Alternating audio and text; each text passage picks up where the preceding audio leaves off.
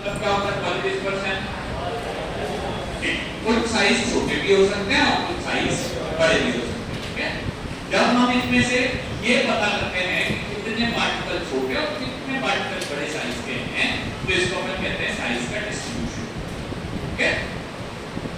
तो यहाँ पे मुझे बता दीजिए कि फंडामेंटल प्रॉपर्टीज कौन कौन सी होती है? Number 1 particle size and its distribution, number 2 ठीक है शेप, और तीसरा भी surface area. Property derived property number 1, बस एक सेकंड रुक जाओ, सही है, बल्कीनेस। लेकिन क्वेश्चन ये है कि पाउडर का बल्कीनेस डिराइव्ड प्रॉपर्टी कौन सी फंडामेंटल प्रॉपर्टी पे डिपेंड है? वेरी गुड, बिल्कुल सही है, पार्टिकल साइज। अगर साइज छोटे होते हैं तो बल्कीनेस, पार्टिकल छोटे होते हैं तो बल्कीनेस बढ़ता जाता है, ठीक है, कम नहीं होता, बढ़ता जाता है। बता चुका हूं गेहूं से आटा बनता है तो बल्क बढ़ जाता है, मैदा बनता है तो और भी बल्क बढ़ जाता है। बल्कीनेस बढ़ती है क्योंकि छोटे छोटे पार्टिकल्स के बीच में स्पेस बढ़ती है। क्वेश्चन सुनो, पार्टिकल्स के बीच की स्पेस को क्या कहा जाता है? Void space. और दो पार्टिकल के बीच की intermolecular void space, intermolecular void space. दो ऑप्शन है, इंट्रा या इंटर। चलो ठीक है, करेक्ट आंसर इंटर है, दो पार्टिकल के बीच की। केवल 2-4 बच्चों का गलत होता है तो भी थोड़ा नुकसान होता है, जो बुरा लगता है कि 4 अलग-अलग वर्ड से सिखाने के बाद अपने को ध्यान देना चाहिए ये इंटर पार्टिकुलेट वॉइड स्पेस कहलाता है, ठीक है। आगे चलते हैं, बल्कीनेस पाउडर के अगर हम वॉल्यूम देखें तो कुल 4 होते हैं। नंबर 1 सबसे पहला वॉल्यूम बल्क वॉल्यूम कहलाता है, ठीक है। दूसरा टैप्ड वॉल्यूम, तीसरा ग्रेन्युलर वॉल्यूम, और चौथा एक बात का डेंसिटी उल्टी होगी, ठीक है।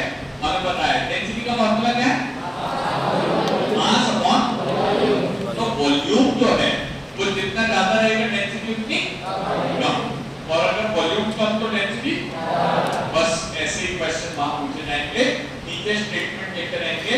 सर आपको कोई प्रैक्टिस का पेपर दे देना, बिल्कुल आज ही मैं पेपर लेकर के आने वाला था, लेकिन क्या है वो छोटा सा पोर्शन रहेगा था अपना, जिस पोर्शन को कवर करवाने के बाद में आपको अगली क्लास को देने वाला हूं, ठीक है। तो कौन सा पोर्शन रह गया था अभी 1-2 मिनट के बाद बता दूंगा, लेकिन पहले मुझे बताइए कि particle size and its distribution पर डिपेंड करता है बल्कीनेस। दूसरी डिराइव्ड प्रॉपर्टी कौन सी? Derived flow, second low of the powder, very correct बेटा, लो ऑफ द पाउडर, ठीक है। ये कौन सी फंडामेंटल प्रॉपर्टी पे डिपेंड करता है? लो ऑफ द पाउडर कौन सी फंडामेंटल प्रॉपर्टी पे डिपेंड करता है? सरफेस। आप पहली क्लास में था, पिछली को नहीं आए थे?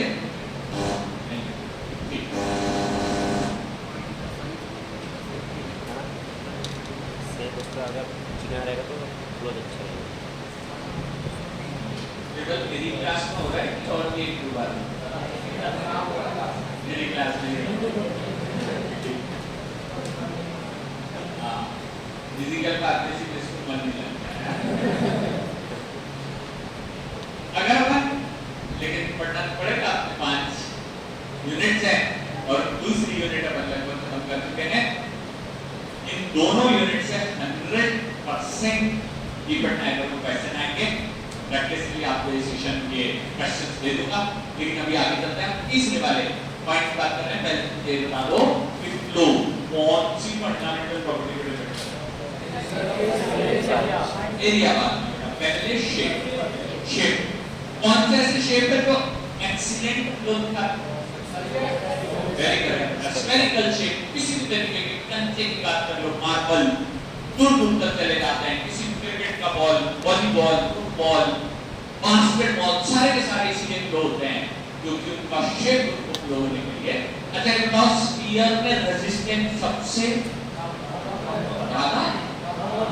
वेरी गुड बेटा, कॉन्फिडेंस रखो, बस यही चीज जरूरी है। बिल्कुल सही बताया तुमने, जिसका फ्रिक्शन उसका कम हो जाता है। और जैसे तो हमारा क्यूब या कोई और शेप बन जाता है तो कंडक्शन बढ़ जाता है। इसके कारण सबसे अच्छा फ्लो हमारे सिस्टम में होता है हमारे किसी भी तरीके के पॉल। ठीक है, अब अपन आगे चलते हैं। लेकिन इसके साथ थोड़ा बहुत सरफेस पे भी डिपेंड करता है। अगर सरफेस रफ होती है तो फ्लो ज्यादा नहीं होते, कम हो जाता है। ठीक है, जैसे हमारे टायर में अच्छी बात है, फ्लो नहीं होना चाहिए, नहीं तो स्किड हो जाएगा, फिसल जाएगी गाड़ी। इसीलिए शेप तो उसका ऐसा होना चाहिए कि लगातार मूव कर सके, लेकिन उसके बाद में होना चाहिए उसमें पकड़। क्वेश्चन कितना? एक्सीलेंट फ्लो का एंगल ऑफ रिवर्स कितना हो? 25 डिग्री। वेरी गुड बेटा, कम बच्चों का आंसर आया। लेकिन सही बात यही है, जब 25 साल से कम की उम्र होगी और अच्छा खासा पैकेट मिलेगा तो जहां बोलोगे वहां चले जाएंगे, एक्सटेंट फ्लो मिलेगा। और 45 के बाद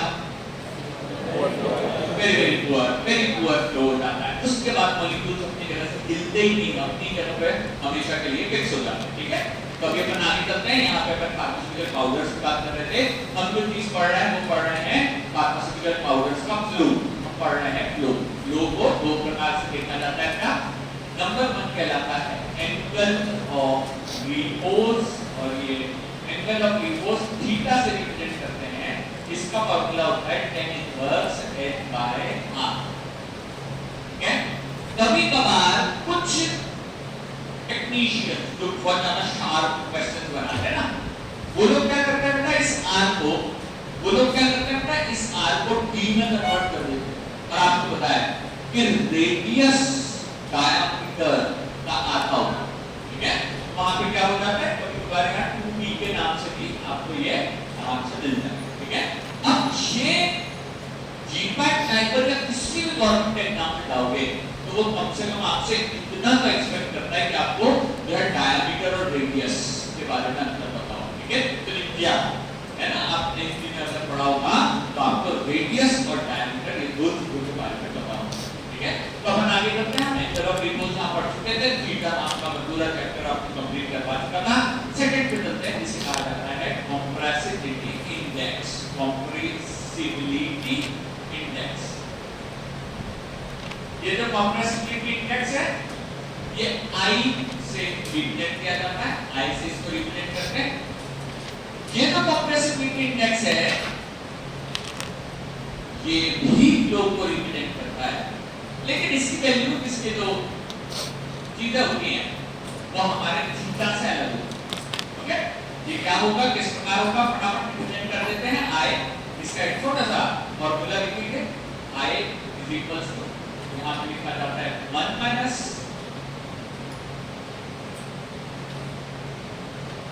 तो v है, यहाँ तो वॉल्यूम लेते हैं, जिसमें सबसे पहला वॉल्यूम नीचे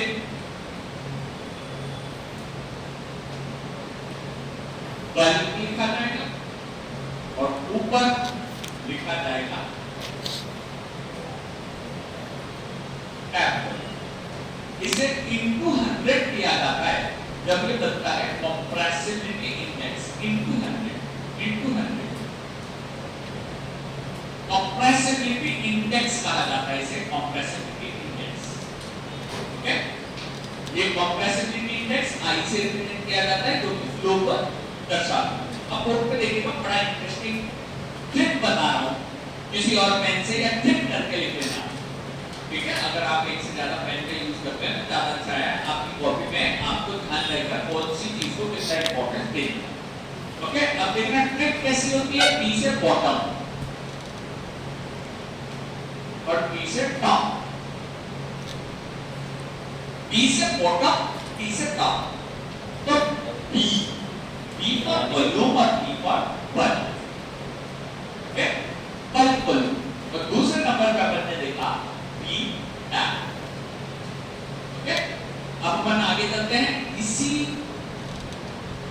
कंप्रेसिबिलिटी इंडेक्स को कभी कभार घुमा करके कैसे दे देते हैं, ये देखिएगा।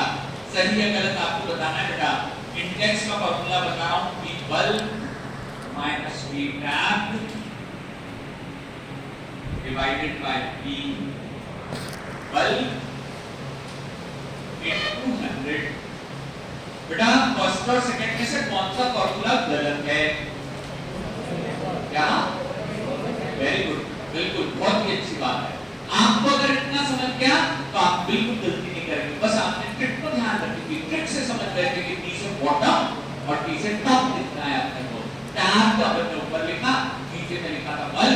किया क्या है सर, वो LCM, ठीक है, तो क्लास 6 7 में सिखाते थे, 11th तक समाप्त कर इसका निकाल लिया जाएगा। तो इसको क्या कर देंगे, यहाँ पे कर देंगे, ये v बल ऊपर चला जाएगा, डिनोमिनेटर में कॉमन वैल्यूज आ जाएगी, ये होता है v बल माइनस v कैप अपन v बल इनटू 100। ओके, आगे चलते हैं। यहाँ पे ये पूरी चीजें लगभग कंप्लीट हो गई है, लेकिन मुझे ऐसा विश्वास है, मैंने मतलब आज सुबह पाठक से मैसेज डाला तो उसमें तो नहीं लिखा था, लेकिन मुझे ऐसा लगता है कि ज्यादातर बच्चे कल की कॉपी लेकर के आए। ठीक है, अगर नहीं आए तो कोई बात नहीं, चल जाएगा, लेकिन मुझे एक चीज थोड़ा ध्यान दिलाऊं, v बल कितना था अपना एवरेज वैल्यूज आपकी मैंने बताया 75 v बल कॉपी पर 75 v बल कितना था बताओ ना, v बल, हाँ कॉन्फिडेंस रखो, बिल्कुल याद हो जाते हैं, बहुत आसान चीज है, 100 और v टैब 75 बिल्कुल ठीक, निकालो इंडेक्स की वैल्यू निकालो, इंडेक्स की वैल्यू निकालो, ठीक है, वहां लिख लेना for the values given in previous page, ठीक है, for the values given in previous page.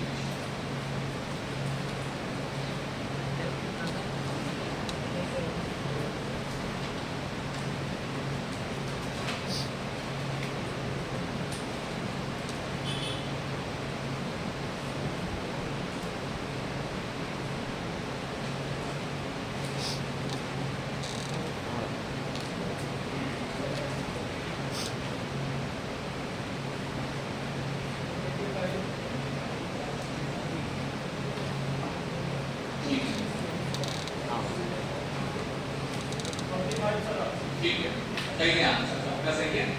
कुछ लोगों को नहीं समझ में आया, जिन्हें नहीं समझ में आया वो प्लीज देख लो बेटा, पिछली बार हमने क्या बात करी थी, v बल, जिसको बल कहते हैं ना, वो था 100 ml, ठीक है, दूसरे नंबर पे था v टैप, टैपिंग के बाद मैंने कहा था कि वो कम होकर के कितना हो गया 75, तो यहीं पे फॉर्मूला उसको भी लगाया जाएगा, और ये जो फॉर्मूला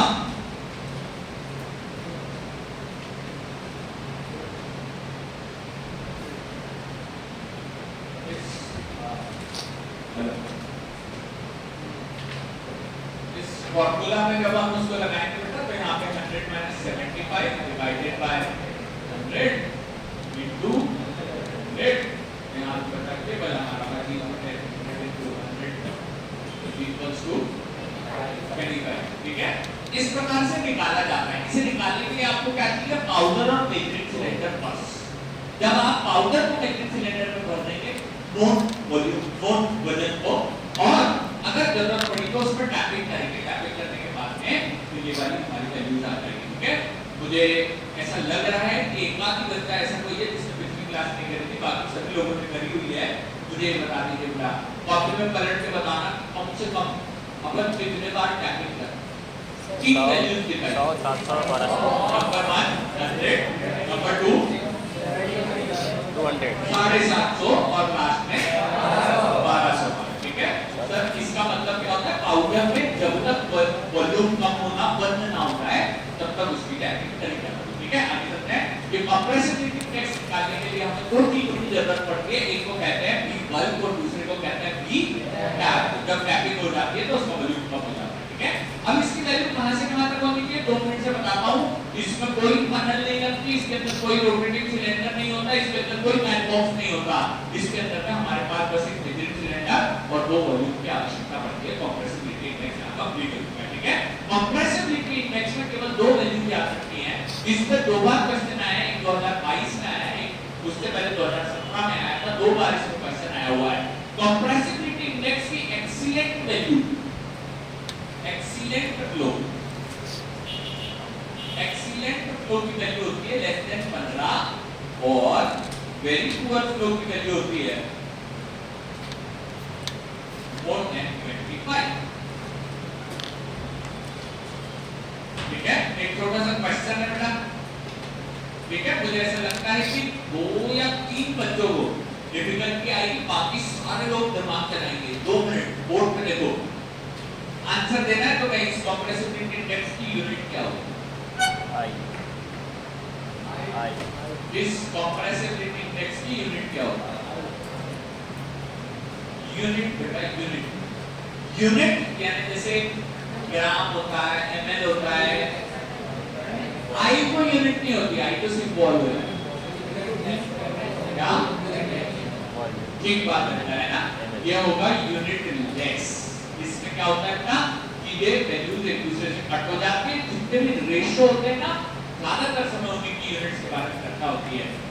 ठीक है, इसकी कोई यूनिट नहीं होती। क्वेश्चन सुनना, 1 मिनट रुक जाओ, जल्दी से बताओ याद करके, किसी भी लिक्विड की विस्कोसिटी की एसआई यूनिट क्या है? वॉइस है कि वॉइस। वेरी गुड, बहुत बढ़िया। वॉइस कहा जाता है उसे। और सीपीएस यूनिट बढ़िया, बहुत बढ़िया। देखो वहां पे वैल्यूज थी इसलिए बताया। एंगल ऑफ रिपोर्ट की डिग्री होती है, सेल्सियस नहीं, केल्विन नहीं, बस डिग्री होती है। और यहाँ पे होती है नो यूनिट, यहाँ कोई भी यूनिट नहीं रहती। ऐसे ही छोटे छोटे चीजों पे क्वेश्चन आते हैं। जब मैं 2 बार आपसे ये चीजें पूछ लूंगा और टेस्ट में दे दूंगा तो आपको ये चीजें धीरे धीरे याद हो जाएंगी। डोंट वरी, ठीक है? पहली बार में एक बात बताओ, नया नाम एक बार में याद हो जाता है क्या? कम से कम 2-4 बार सुने और साथ में गुनगुनाए और धर्म से सबको याद हो जाता है। आपको भी करना यही है बेटा, बीच बीच में जब मैं पूछूं तो गुनगुना करके आंसर जरूर देना कि हाँ सर इसका ये होता है, इसका ये होता है, तो आपको भी याद होगा और हम लोगों का भी काम यहाँ पे क्लियर होगा। ठीक है, आगे चलते हैं। कंप्रेसिबिलिटी इंडेक्स को याद रखने के ट्रिक, ठीक है? कंप्रेसिबिलिटी इंडेक्स की ये तो 2 वैल्यूज है, इसे याद रखने की एक ट्रिक है।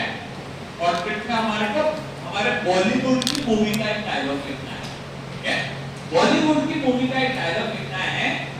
एक मूवी में हमारे जो बिग बॉस हैं बॉलीवुड के, ठीक है, अमिताभ बच्चन, वो किसी को भी मूवी में डायलॉग मारते हैं कि लाइन वहीं से शुरू होती है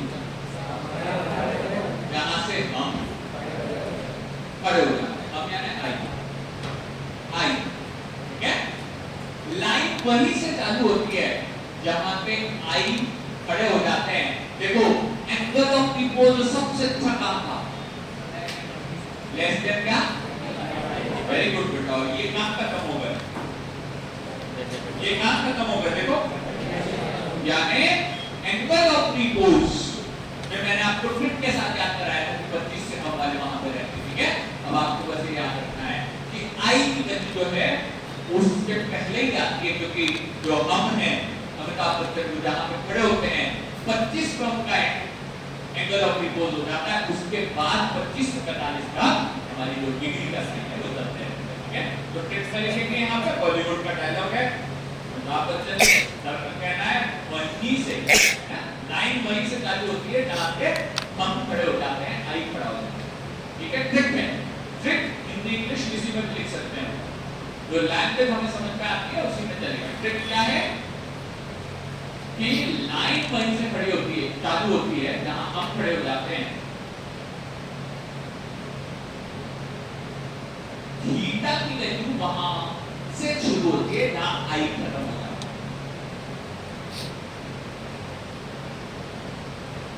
एंगल ऑफ रिपोज की वैल्यू वहां से शुरू होती है जहां आई फिनिश होता है। 15 से 25 बेटा 2022 में क्वेश्चन आया था, आई की वैल्यू जितनी छोटी होगी लोड का अच्छा, आई की वैल्यू जितनी छोटी होगी लोड का अच्छा, ये क्वेश्चन आया कि एक्सीलेंट फ्लो में आई की वैल्यू कैसी होती है? शॉर्ट, कम वैल्यू होती है। ठीक है, आगे चलते हैं। यहाँ पे हमारा ये कंप्रेसिबिलिटी इंडेक्स का फॉर्मूला पूरे तरीके से कंप्लीट हो जाता है। इस फॉर्मूला में हमारा ये पूरा डिस्कशन कंप्लीट है। बस एक छोटा सा इसके अंदर हल्का सा एक और ट्रिकी पोर्शन है। देखिए मुझे एक बात बता दीजिए, अभी 2 बार पूछ रहा हूं, डेंसिटी का फॉर्मूला क्या है? Mass by volume. तो क्या वॉल्यूम अलग अलग हो सकते हैं, बल्क और टैप? अगर हो सकते हैं तो डेंसिटी भी दोनों अलग अलग हो सकती है। तो अगर मैं यहाँ पे वॉल्यूम की बात करते हैं तो क्या अपन इस पैसे लिख सकते हैं क्या? V bulk is equals to mass upon rho bulk लिख सकते हैं क्या? कोई गड़बड़ तो नहीं है? यहाँ पे मुझे दूसरी अपॉन रो टैब। क्या कुछ गड़बड़ है इसमें? एक काम करो, इनकी दोनों की वैल्यूज यहाँ पे लिखो। चलो जल्दी से क्या करना है, इस फॉर्मूला को लिखना है और उसमें v टैब की जगह पे अपने को ये वाली वैल्यू लिखना है और v बल की जगह पे ये वाली वैल्यू लिखना है। लिखिए फटाफट।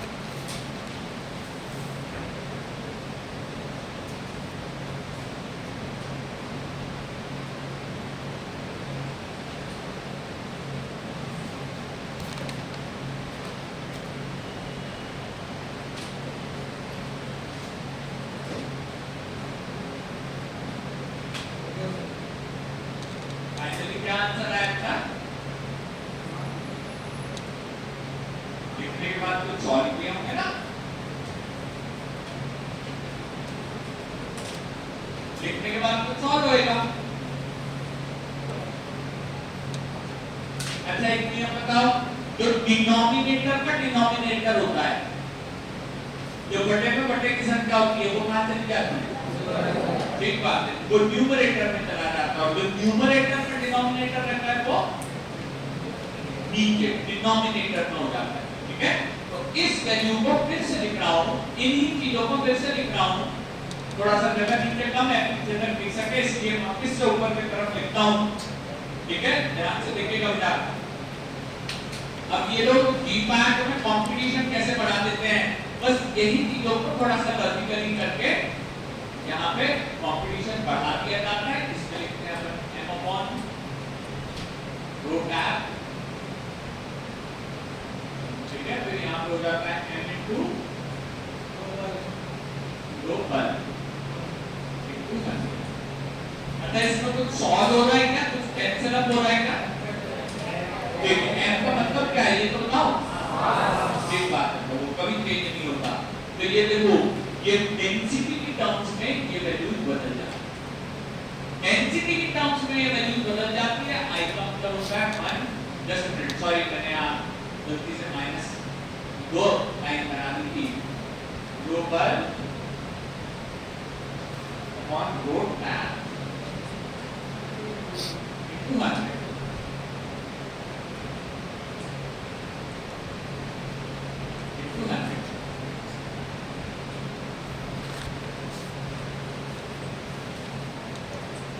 ओके, लेकिन एक बात याद रखना, मैंने 2 मिनट पहले ट्रिक बताई थी, क्या B से बॉटम और B से टॉप वो वॉल्यूम में अप्लाई होती है यहाँ।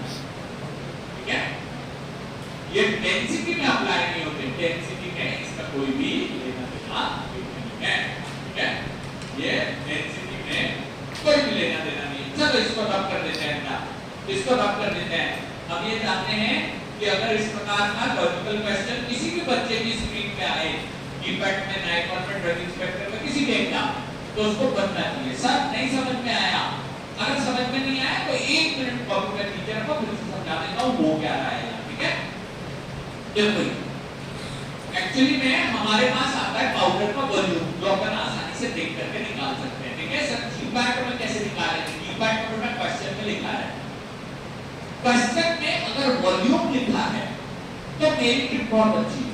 1 माइनस b बॉटम में लिखना बल और ऊपर में लिखना ठीक बात इनटू 100 कर देना, तो हमने निकाल करके बताया और 25 का इंडेक्स आया। लेकिन अगर अपने क्वेश्चन में वॉल्यूम की जगह सामने वाले ने डेंसिटी ले ली तो फिर फॉर्मूला पलटना पड़ेगा। ठीक है, फिर फॉर्मूला पर कोई लेकर नहीं कर सकते, इस बार फॉर्मूला पलटना पड़ता है और यहाँ पे मेरा वाला वो बॉटम और टॉप वाला गड़बड़ हो जाता है। ठीक है, इसके लिए आपको ये ध्यान रखना है कि वॉल्यूम में ही उस चीज को अप्लाई करना है, यहाँ पे ऑब्वियस चीज को अप्लाई नहीं करना। ठीक है, आगे चलते हैं, फटाफट इस चीज को रब कर देते हैं। कॉम्प्रेसिबिलिटी इंडेक्स मैंने ये बताया 15 से लेकर 25 तक इसकी वैल्यूज रहती है। वहीं से लाइन चालू होती है जहां पे हम खड़े हो जाते हैं और उसके बाद एंगल ऑफ रिपोर्ट की कल की बाकी की साइड कर। ठीक है, इसको भी रब कर देते हैं। ये यहाँ पे अपना कंप्लीट हो चुका है। इसमें एक स्टेप ज्यादा बता दी गई डेंसिटी में आए तो आपको कैसे करना पड़ेगा। ठीक है, इसको रब वगैरह करके सबको खत्म करके अब चलते हैं लास्ट वाली हमारी जो इसको डिराइव प्रॉपर्टी कहते हैं उस पे चलते हैं। बोलो ठीक है, वेरी गुड। ये लास्ट पोर्शन है, केवल 3 मिनट का, और उसके बाद हमारा ये टॉपिक कंप्लीट होकर के फिर अपन नया टॉपिक चालू करेंगे। कौन सा नया टॉपिक होगा 2 मिनट में बताता हूं, लेकिन पहले हम बात करेंगे पोरोस। पोरोस पोरस नहीं, पोरोस। इसको एप्सिलॉन से रिप्रेजेंट करते हैं बेटा, ई के आगे ऐसी डंडी को थोड़ा हल्का सा खींच देते हैं, ठीक है। जैसे हमने ईटा की बात करी थी, जैसे हमने रो की बात करी, उसी प्रकार से इसको इप्सिलॉन से रिप्रेजेंट किया जाता है, इप्सिलॉन, ठीक है। फटाफट आगे बढ़ते हैं इप्सिलॉन के साथ में। बस ये टॉपिक कंप्लीट है। मुझे एक बात बताओ, 2 सॉलिड्स के नाम बोलता हूं, एक को बोलते हैं पत्थर स्टोन और दूसरे को बोलते हैं ब्रिक या ईंट। अब बहुत आसान हो गया, इन दोनों में से कौन ज्यादा पोरस है? मेरे से 2 एग्जांपल दो, काय काय के, स्टोन और ब्रिक। ब्रिक क्या है ज्यादा? दोनों है सॉलिड, लेकिन इनमें से एक जो है वो थोड़ा पोरस है और दूसरा जो है वो थोड़ा सा नॉन पोरस है, ठीक है। आप सभी जानते हैं हम भोपाल जो है ये हमारा जो है झीलों का शहर है। क्यों? क्योंकि यहाँ के नीचे पत्थर प्रेजेंट है और उस पत्थर के कारण बारिश का पानी जमीन में पड़ता है और झीलों में ज्यादा जमा होता है। इसके कारण भोपाल में कुल मिलाकर के 26 झीलें, 26, ओके। ये जो टोटल झीलें हैं ये रीजन है, ये पानी नीचे नहीं जा पाता। अगर ये पोरस रहता तो पानी नीचे चला जाता, ठीक है। जैसे हमारे गांव में बाकी जगहों पे होता है, वहां पे पानी बहुत ज्यादा जमा नहीं होता ना, वो नीचे की तरफ चला जाता है। अब ये अपन आगे चलते हैं, यहाँ पे अपन बात कर रहे थे हमारे इप्सिलॉन की, ये पोरस नेचर। अच्छा एक बात बताओ, बहुत सिंपल है, डिजीज का नाम बोलता हूं माइग्रेन। एक बार अपन ने चर्चा करी थी इसके बारे में, बताइए माइग्रेन के क्या सिम्टम्स होते हैं? पूरा सिम्टम पीछे से क्या? सर ये सबसे कॉमन बीमारी है। ऐसी बीमारी का आपको रिजल्ट कैसा चाहिए? पास या नहीं? ठीक बात है, क्योंकि सर माइग्रेन का जब दर्द होता ना तो शायद कोई व्यक्ति अपनी गाड़ी ढंग से नहीं चला पाएगा, कोई व्यक्ति अपना काम ढंग से नहीं कर पाएगा, कोई व्यक्ति शायद जो उसको मान लीजिए बीएचईएल में नौकरी करता है, बड़ी मशीन है, वो नहीं कर पाएगी, इफिशिएंसी कम हो जाए, तो आपको रिजल्ट कैसा चाहिए? पास। अब क्वेश्चन ये है कि कैसी टैबलेट बनाओगे, स्टोन जैसी या ब्रिक जैसी? ज्यादा पोरस या कम पोरस? बिल्कुल ठीक है, ये भी चीजें हमको ध्यान रखनी पड़ती है। Disease number 2, diabetes. डायबिटीज में शुगर लेवल कैसा होता है? अगर अचानक से कम हुआ तो क्या हो जाता है? हाइपोग्लाइसेमिया, ठीक है। और हाइपोग्लाइसेमिया का सबसे कॉमन सिम्टम से चक्कर आना, ठीक है। हाइपोग्लाइसेमिया में चक्कर आना एक स्वाभाविक सी चीज है और इसके कारण हमने कई बार अपनी लैब में देखा हुआ कि प्रैक्टिकल करते करते कोई ना कोई गिर जाता है, ठीक है। रीजन क्या है? भैया सुबह का ब्रेकफास्ट किया नहीं, शरीर के अंदर ग्लूकोज जमा नहीं और ऐसी स्थिति में तुरंत चक्कर आना, ये कॉमन से सिम्टम्स हैं, इसको कहा जाता है हाइपोग्लाइसेमिया। तो एक बात बताइए, अगर डायबिटीज का अचानक दवाई शरीर में चल जाए तो हाइपर से क्या हो जाएगा? लो, अगर ग्लूकोज हो गया तो चक्कर आना स्वाभाविक सी बात है। ऐसे में आप कैसे टैबलेट देना चाहोगे? मोर पोरस या लेस पोरस? प्रीमियम टैबलेट को लेके बिल्कुल सही बात है। इसी प्रकार अपन निर्धारित करते हैं कि किस प्रकार के कॉम्बिनेशन आपको देना आवश्यक है। आगे बढ़ते हैं, इप्सिलॉन की बारे में हम यहाँ पे बात कर रहे हैं। इप्सिलॉन की पोरोसिटी कहलाता है इतना सा अंतर है बस। इसमें कंप्रेसिबिलिटी इंडेक्स और पोरोसिटी और कुछ क्या है? यहाँ पे देखते हैं इप्सिलॉन इक्वल्स टू ब्रैकेट में 1 minus b upon b into 100, यहाँ पे बॉटम तो मैंने ट्रिक बताई थी सेम, ठीक है। और यहाँ पे भी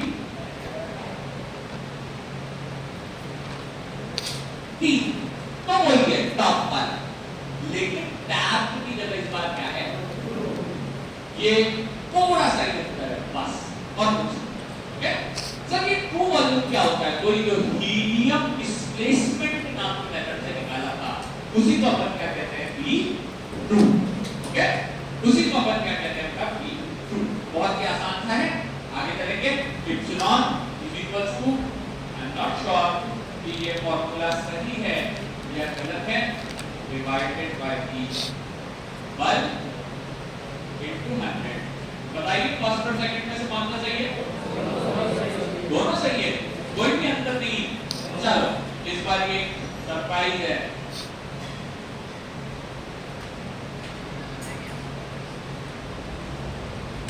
तीसरा वाला सही है या गलत है?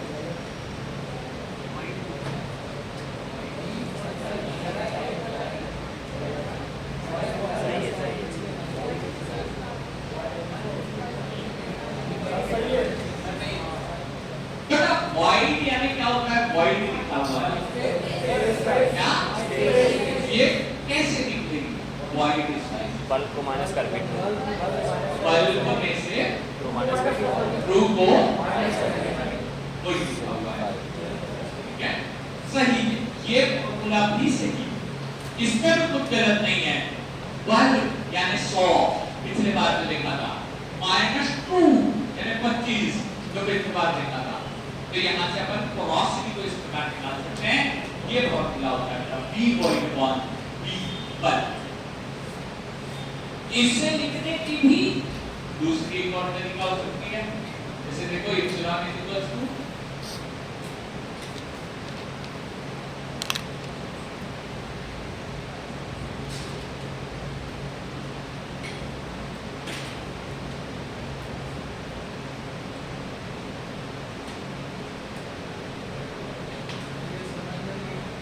ये वाला समझ में नहीं आया था? ठीक, कोई बात नहीं, मैं समझाता हूँ, बहुत अच्छा है। अगर ऐसे कहीं भी कोई भी समस्या लगे ना तुरंत पूछ लिया करो। पिछली क्लास में अपन आए थे, बहुत बढ़िया, फिर तो बिल्कुल सही है। देखो अपन ने क्या किया था? 100 ग्राम पाउडर को भर दिया था, जिसको अपन कह रहे थे हीलियम पिक्नोमीटर के अंदर, ठीक है? जिसका टोटल वॉल्यूम कितना था? 100 ml। और इसके अंदर कौन सी गैस डाली गई थी? और ये हीलियम गैस को अपन ने अंदर तक जाने के लिए अलाउ किया। इंटर पार्टिकुलेट में भी, इंट्रा पार्टिकुलेट में भी, क्लोज्ड स्पेसेस में भी, सब के अंदर जाता था, ठीक है? और हमने लास्ट में क्या देखा था? कुल हीलियम कितना अंदर चला गया था? करीब 100% रहते हैं, ठीक है? यानी इसका टोटल वॉल्यूम 100 में से ट्रू वॉल्यूम कितना था? 25 है, ठीक है? तो 100 क्या था? बल्क वॉल्यूम, ठीक है?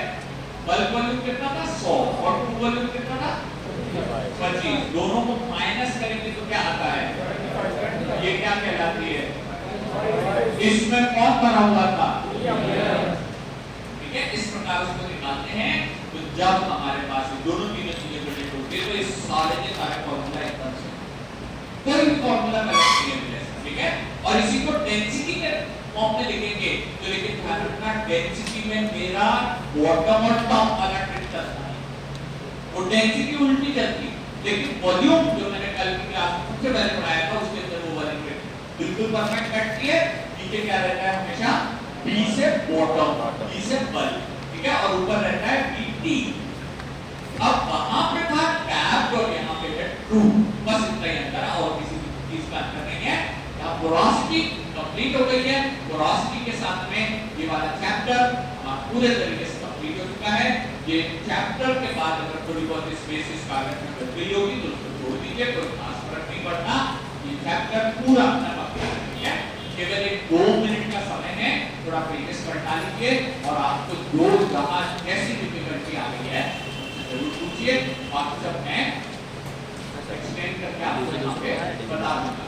क्वेश्चन पूछिए, आप पूछने के लिए आए।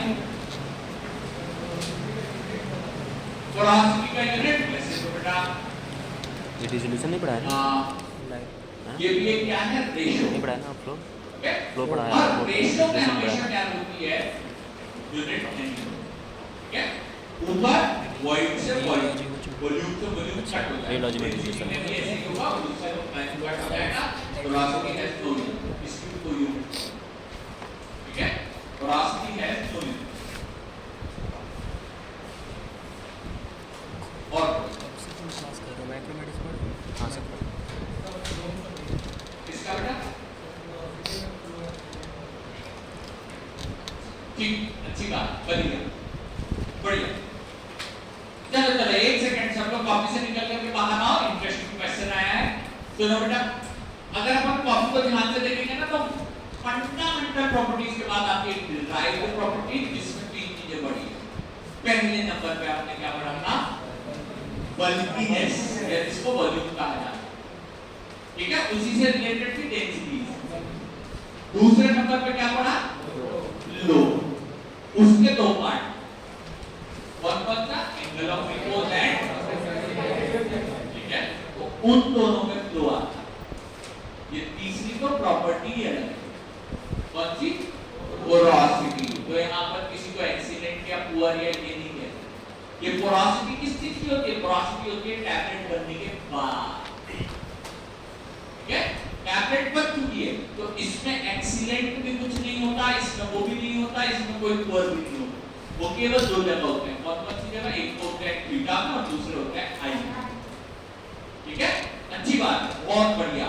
आपको भी अगर कोई सा भी ऐसा कॉन्सेप्ट लगे तो पूछिए बेटा, अभी आप 4th सेमेस्टर में हैं, ये आपके बेसिक्स बनाने का टाइम है। अगर बेसिक्स अच्छे बनाएंगे तो जरूर से बहुत अच्छी रैंक आएगी, ठीक है। और अभी अगर आपने सोच लिया कि सर अभी तो बहुत सेमेस्टर है, अगले में देखेंगे क्या करना है, तो वहां से बेसिक्स बनाने लगे, ठीक है। चलिए, जितना रहा है फटाफट कंप्लीट कर लीजिए, 30-40 सेकंड और 10 सेकंड अपन और भी एक्स्ट्रा दे सकते हैं, कोई दिक्कत नहीं है।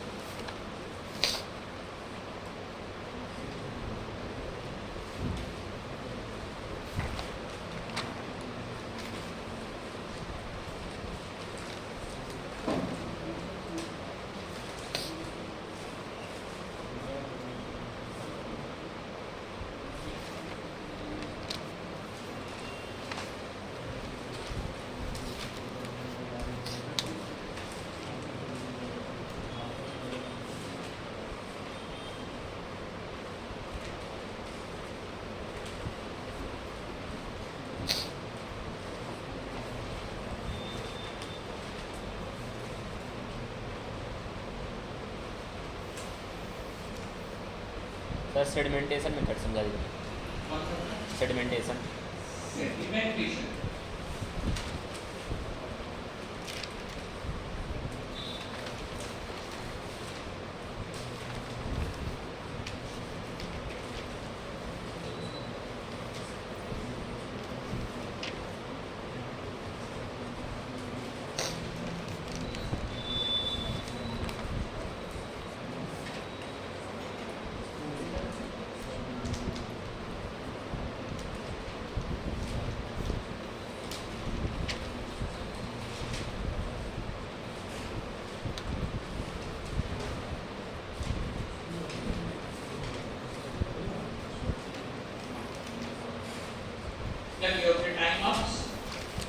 बिल्कुल, क्योंकि मैंने क्वेश्चंस के लिए पूछा था तो आप लोगों ने क्वेश्चंस पूछे, ये बहुत अच्छी बात है। थोड़ा सा सुन लीजिए, हालांकि बेटा ये सेडिमेंटेशन जो है ना वो अपन ने पढ़ा हुआ था पार्टिकल साइज डिटरमिनेशन, बढ़िया, ठीक है ना, जो कि फंडामेंटल प्रॉपर्टीज में से आता है। अगर हम किसी भरी हुई पानी की बकेट या नदी में या कुएं में मान लीजिए मुट्ठी भर मिट्टी डाल दें, उसमें थोड़े पत्थर भी है, तो स्टोक्स का नियम ये कहता है कि डायामीटर जितना बड़ा होगा ना उतना रेट ऑफ सेडिमेंटेशन ज्यादा है, ठीक है। मैला पानी नीचे गिरने में जमने में समय लगा, लेकिन एक पत्थर तुरंत नीचे चला जाता है।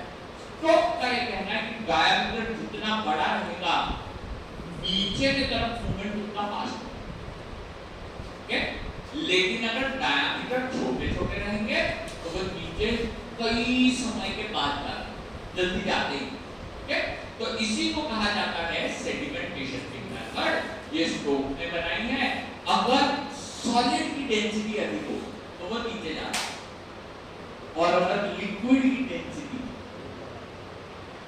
कंपैरेटिवली कम हो तो वो मलाई की तरह ऊपर आ जाता है, क्रीमिंग कहा है, ठीक है। सेडिमेंटेशन नीचे सॉलिड्स का बढ़ जाए और क्रीमिंग ऊपर की तरफ आ जाए। अब इस स्टोक्स के नियम को लेकर के एंडरसन नाम के साइंटिस्ट ने अपनी एक पेपर बनाई, और उस एंडरसन की पेपर में उन्होंने 2-3 नियम लगा दिए कि यहाँ ये स्टोक्स का नियम जो है वो डीप टॉक्सिलेटेड सस्पेंशन पे ही लगेगा, उसकी कंसंट्रेशन 1 से लेकर 2% तक होना चाहिए, उसके अंदर जो मटेरियल प्रेजेंट है वो रेनॉल्ड्स नंबर उसको रिप्रेजेंट करना चाहिए। अब वो नीचे की तरफ जैसे जैसे बैठते जाते हैं तो हर 5 मिनट के बाद उसमें से सैंपल निकालने पड़ते हैं, 10 मिनट निकाले हुए सैंपल को पेट्री डिश में रखते हैं। बड़े पार्टिकल नीचे जल्दी बैठेंगे, छोटे पार्टिकल ऊपर तैरते हैं। तो जब पहली स्लाइड आती है ना 5 मिनट की, उसके अंदर बहुत सारे, मान लो 2 ग्राम, 3 ग्राम, 4 ग्राम, 10 ग्राम, जितना भी सॉलिड रहेगा उतना रहेगा बड़ी पार्टिकल। 10 मिनट वाला उसके कंपैरिजन में थोड़े छोटे हो जाएंगे, 15 मिनट में और छोटे हो जाएंगे, 20 मिनट में और छोटे हो जाएंगे। कई बार तो ऐसा होता है कि मटेरियल्स को नीचे आने में घंटों लग जाता है, ओके।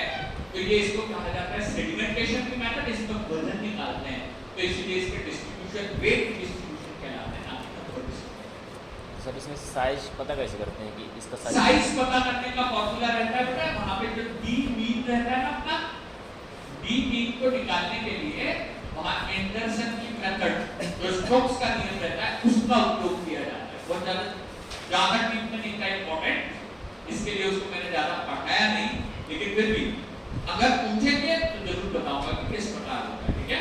तो इसका फॉर्मूला क्या रहता है, टी मीन को अपन यहां से निकालते हैं, यहां पे जो रेट ऑफ सेडिमेंटेशन रहता है जिसको वेलोसिटी कहते हैं, तो यहाँ पे हमारा 18 का L से रिप्रेजेंट किया जाता है, ऊपर की तरफ में यहाँ पे रहता है हमारा density of solid minus density of liquid, ठीक है, ये लिक्विड है, और यहाँ पे आ जाता है हमारा एक होता है G जिसको कहते हैं एक्सीलरेशन ड्यू टू ग्रेविटी, और इसको कहा जाता है बेटा d मीन का स्क्वायर या स्ट्रोक्स का स्क्वायर। अब इसको रीअरेंज करेंगे तो ये अंडर रूट में आ जाएगा पहले, ठीक है, या फिर ये बात करें कि d स्क्वायर यहाँ पे रह जाएगा। तो इसको इस प्रकार से क्या होता है, मैथमेटिक्स के द्वारा इसको निकाला जाता है। हालांकि क्या है बेटा, अपन ज्यादा मैथ्स के स्टूडेंट नहीं, इसीलिए उसकी डीप में नहीं जाते, नहीं तो एक क्लास मैथ्स की क्लास बनानी पड़ेगी, ठीक है। फिजिकल फार्मेसी में बस उतनी चीजें पढ़ाऊंगा जितनी आवश्यक है। तो यहाँ पे क्या हो जाएगा, डी मीन का स्क्वायर हो जाएगा, यहाँ पे velocity of sedimentation 18 eta L, फिर ये यहाँ पे क्या हो जाएगा, दूसरी तरफ आ जाएगा हमारा rho S minus rho L, और यहाँ पे ठीक है।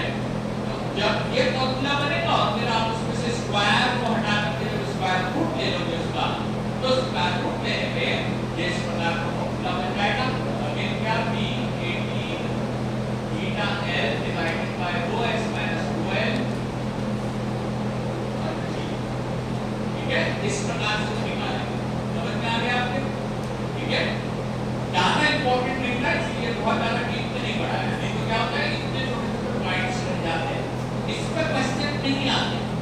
क्वेश्चन किस पे आते हैं, तो मैंने आपको बताया कि क्या क्या नियम है, कितने परसेंट में होना चाहिए, कैलकुलेटेड या डिकैलकुलेटेड, उससे आते हैं। वेट डिस्ट्रीब्यूशन या नंबर डिस्ट्रीब्यूशन, इनसे क्वेश्चन नहीं आते, इसके लिए इसको कम पढ़ा।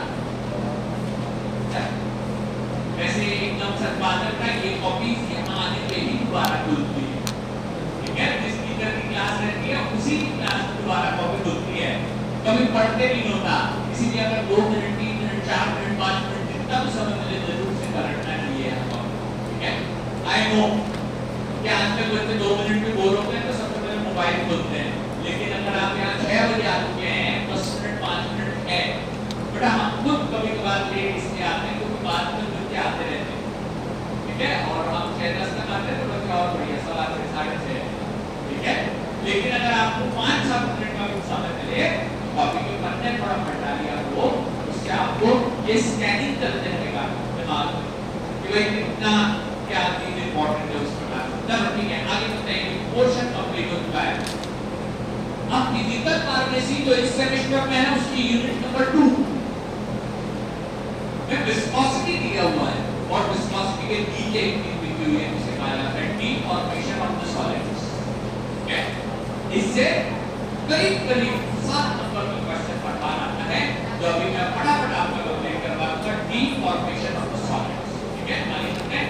तो माइक्रोमैग्नेटिक्स का चैप्टर था, वॉल्यूम वाला चैप्टर था, उसी से रिलेटेड है, इसीलिए इसको फटाफट कंप्लीट कर देते हैं। ये किस प्रकार से क्या रहता है अगला heading deformation of the solid.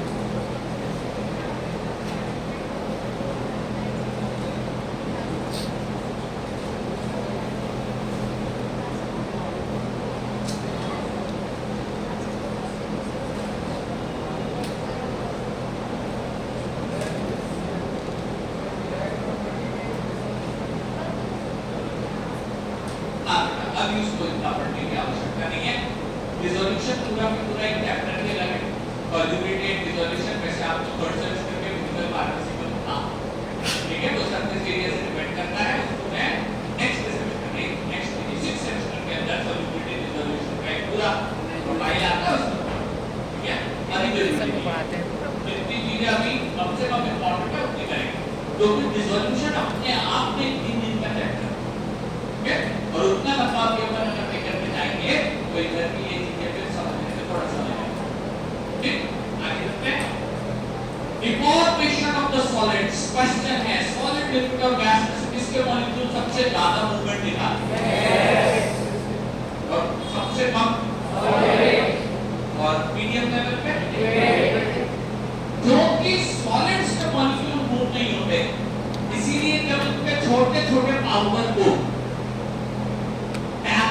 बदलने की आवश्यकता पड़ती है तो उनके बीच के मूवमेंट्स या उनके शेप्स का बदलना, फॉर्मेशन यानी बनना और डीफॉर्मेशन यानी टूटना, उनके जो शेप है रैंडम वाले उसका टूटना कहलाता है डीफॉर्मेशन ऑफ द सॉलिड। इसके अंदर हमें जो फोर्स लगाना पड़ता है उस फोर्स को कहते हैं कॉम्पैक्शन। उस फोर्स को कहा जाता है कॉम्पैक्शन। कॉम्पैक्ट कर देना यानी ताकत लगा के चीजों को कम जगह में कर देना। ठीक है, वैसे तो अभी बहुत ही अच्छा सीजन चल रहा है शादियों का। जब हम हमारे किसी रिश्तेदार या दोस्त के घर शादी में जाते हैं तो जो सूटकेस को पैक करने के लिए जितना फोर्स लगाया जाता है, ठीक है, वो सब इसके अंदर एग्जांपल में आ सकता है कॉम्पैक्शन। ठीक है, पुराने टाइप के सूटकेस रहे, नौकरी के बाद जो है तो ऊपर बच्चे को हटा करके बंद करना पड़ता है, अदरवाइज वो बंद नहीं हो पाते। हम लोग आजकल जो है वो कपड़े वाले उसके अंदर ले जाते हैं जिसमें दबा करके पेन को लगाना पड़ता है। लेकिन हाँ, पुराने सूटकेस में केवल पैक करके कॉम्पैक्ट करके ही चीजों को ले जाना पड़ता है। कॉम्पैक्शन का सिंपल मीनिंग होता है it is the relationship between force and volume. Force and volume, force and volume, force और वॉल्यूम के बीच के रिलेशनशिप को कॉम्पैक्ट या कॉम्पैक्शन कहा जाता है। इसकी स्टडी हेगल नाम के साइंटिस्ट ने की थी।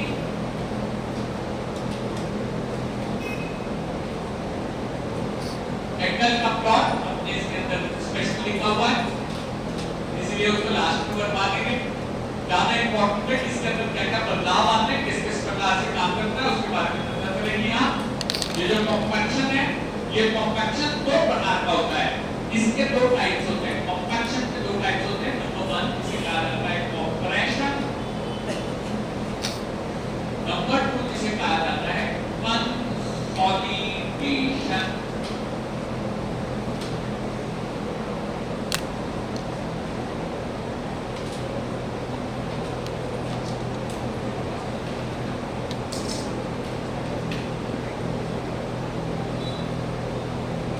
दोनों में बड़ा अंतर बस इतना सा है, नाम तीनों सी से चालू होते हैं तो बड़ा कंफ्यूज करते हैं।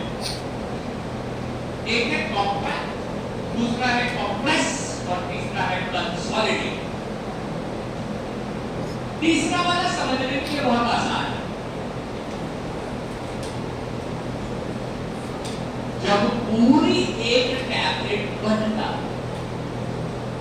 सॉलिडिफाई होता है, अब जो फैट होगी वो गिरती नहीं, जबकि कॉम्प्रेस का मतलब होता है केवल उसके वॉल्यूम में रिडक्शन होगा, इसमें भी सॉलिडिफिकेशन नहीं होगा। पहली प्रोसेस कहलाती है कंप्रेशन, दूसरी प्रोसेस कहलाती है कंसोलिडेशन। ठीक है, आगे चलते हैं, इसको रब कर देते हैं।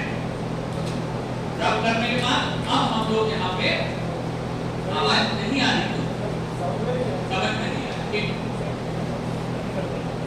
समझ में आने के लिए थोड़ा सा ध्यान यहाँ दीजिए। अब हम यहाँ चर्चा कर रहे हैं, हमारे पास एक यहाँ पे बनी हुई है, इसे कहते हैं डाई कैविटी। इसे कहा जाता है डाई कैविटी। डाई कैविटी वो सांचा होता है जिसके अंदर पाउडर पे पंच का प्रेशर लगा के उसका टैबलेट बना दिया जाता है। ठीक है, बोर्ड पे देखेंगे ये डाई कैविटी इस प्रकार का एक सांचा होती है, इस सांचे में दोनों तरफ पंच लगे रहते हैं और ये पंच जाकर के उस पाउडर को प्रेस करके हर तरफ से गोल टैबलेट डिस्क जैसी बना देते हैं। अब क्योंकि मशीन काम करती है तो वो नीचे से इस प्रकार ऊपर से प्रेशर लगाती है, जिसको अपन कह रहे हैं फोर्स, और इस फोर्स के कारण अंदर घुसे हुए अंदर बड़े हुए पाउडर के वॉल्यूम में जितना अंतर आता है, इसे पढ़ना कहलाता है हमारा कॉम्पैक्शन। अगर ये कम मात्रा में हो, केवल वॉल्यूम कम हो, तो इसको कहेंगे कॉम्प्रेस, और अगर इसमें ज्यादा फोर्स लगा करके हम सारे पाउडर के सिंगल टैबलेट बना दें तो उसे कहा जाएगा सॉलिडिफिकेशन, कंसोलिडेशन उसको कहा जाएगा। ठीक है, आगे चलते हैं। फोर्स का लगाना जो मशीन लगाती है उसे कहा जाता है हम यहाँ कॉम्पैक्शन। इसमें दो स्टेप्स होती है, एक को कहते हैं कॉम्प्रेशन, दूसरे को कहते हैं कंसोलिडेशन। अब इस डायग्राम को यहाँ बनाएंगे। इस डायग्राम के अंदर हमारे नीचे की तरफ प्रोजेक्ट है पंच, नीचे प्रोजेक्ट होगा तो इसको कहते हैं लोअर पंच, और यही प्रोडक्ट ऊपर की तरफ प्रोजेक्ट करेगा तो इसको कहते हैं अपर पंच।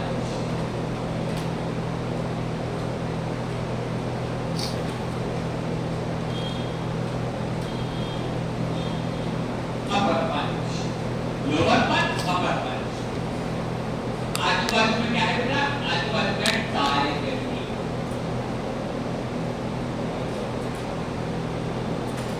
Die cavity. ठीक है बेटा, प्रोनाउंसिएशन दो डाई के एक जैसे होते हैं। जो सिर पे लगाते हैं उसको भी डाई कहा जाता है, लेकिन उसकी स्पेलिंग वाई होती है, डी वाई होती है। ठीक है, और यहाँ हम सांचे की बात कर रहे हैं जो डाई कैविटी है, बोलते दोनों को डाई, कलर वाला डी वाई डी से आता है और ये वाला आता है डी वाई डी से। ठीक है, ये एक सांचा है, दोनों चीजें जितनी भी ब्लैक कलर की बनाई है ये सब कुछ बनी हुई रहती है हमारी स्टेनलेस स्टील से। ये बनी हुई रहती है एसएसएस स्टेनलेस स्टील से, जिसके कारण इनमें बहुत अधिक जंग नहीं लगता।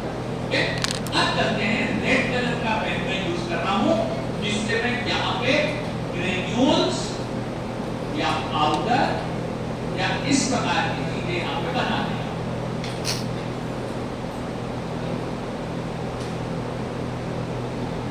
इसके बीच में ये मटेरियल यहाँ पे भर दिया गया।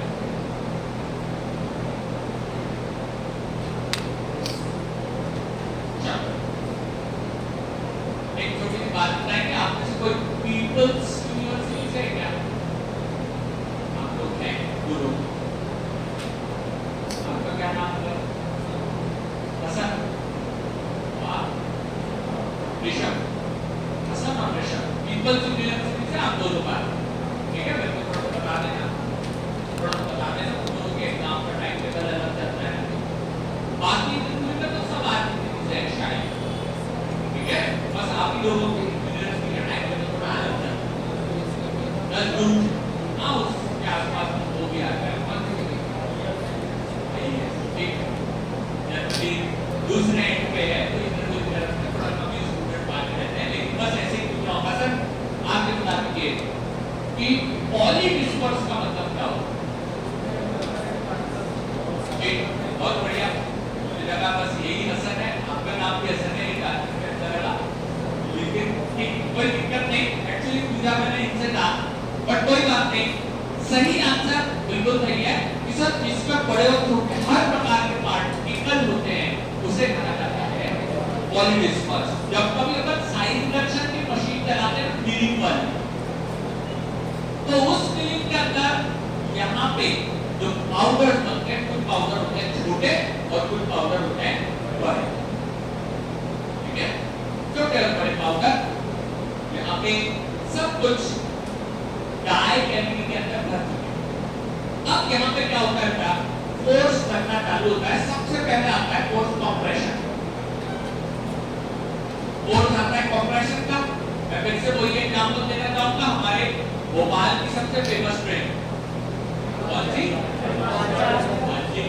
विमानचल, और जाने वालों की संख्या मुझे लगता है कि 4-5 हजार से कम तो नहीं रहती रोज। जब हम बात करते हैं उस ट्रेन के डब्बे में जैसे ही डब्बा खुलता है सारे लोग अंदर की तरफ दौड़ लगाते हैं और जाकर के अपनी सीट पर बैठ जाते हैं। फिर से क्वेश्चन वही है, जब पाउडर के पार्टिकल्स अपनी जगह पे बैठेंगे तो वॉल्यूम कैसा लेते हैं? बल्क वॉल्यूम लेते हैं कि ट्रू वॉल्यूम ले लेते हैं? बल्क वॉल्यूम ले लेते हैं, ठीक है।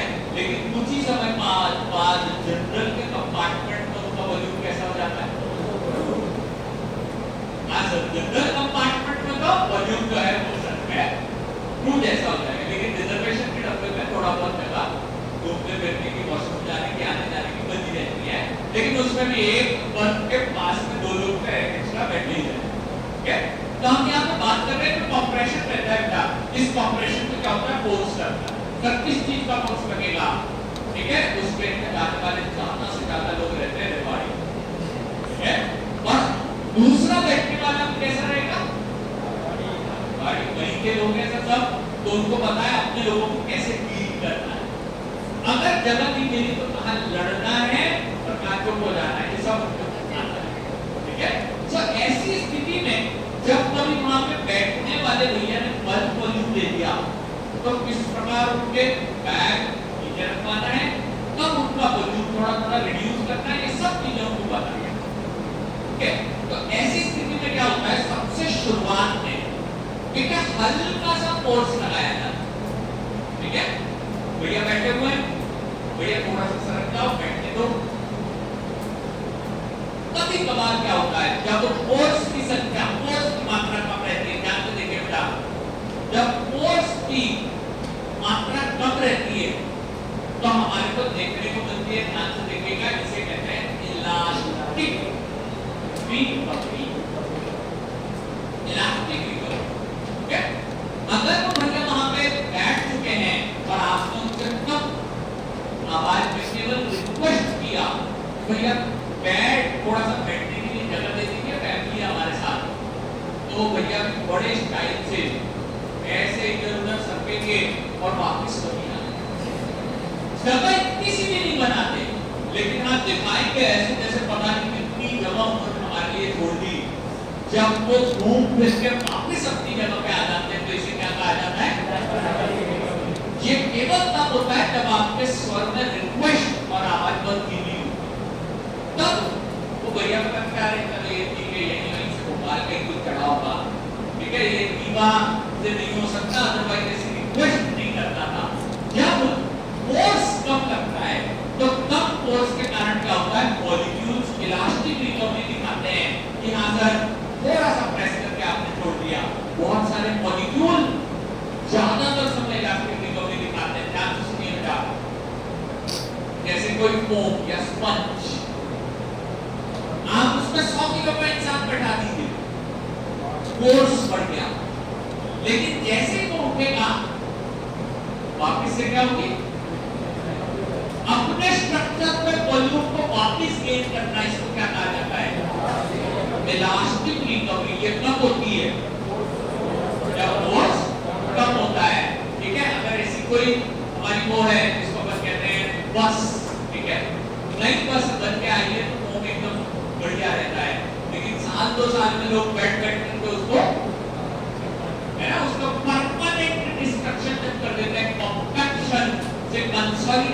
रहा है, बाद में हमें समझ में आ जाता है कि भैया मेरा इसकी उम्र इतनी थी, ये सब चीजें कंप्लीट होती है। ध्यान से सुनिए बेटा, मैं कुछ एग्जांपल ऐसे दे रहा हूँ जो हमारी डे टू डे लाइफ से रिलेटेड है, लेकिन वो सब कुछ कहा रहा है इस डाई कैविटी के अंदर भरे हुए पाउडर में, जो कि इसका हमको बनाना है सिंगल टैबलेट।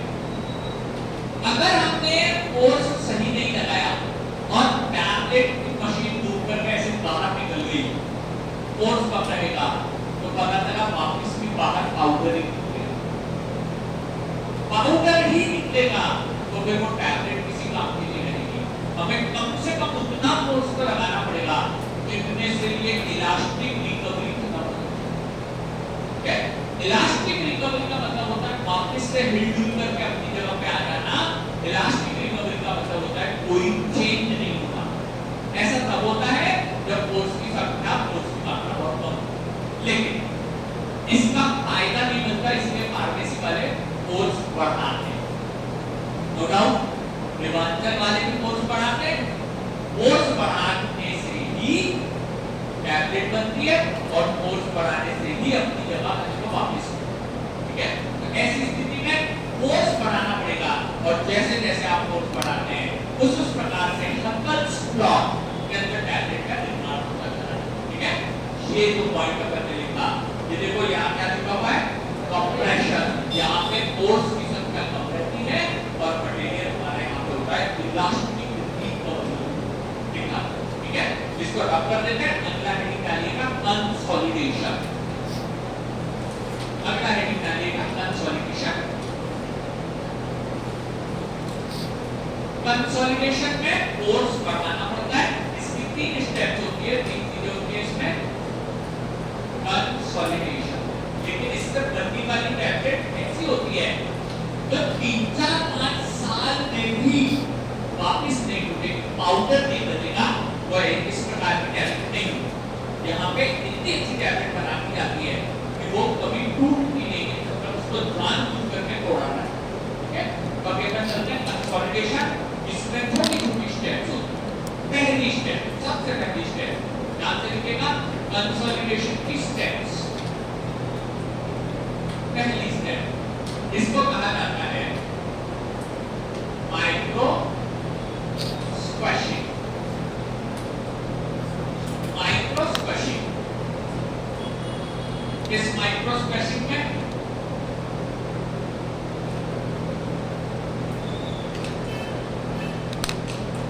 वॉइड स्पेस कम होती है,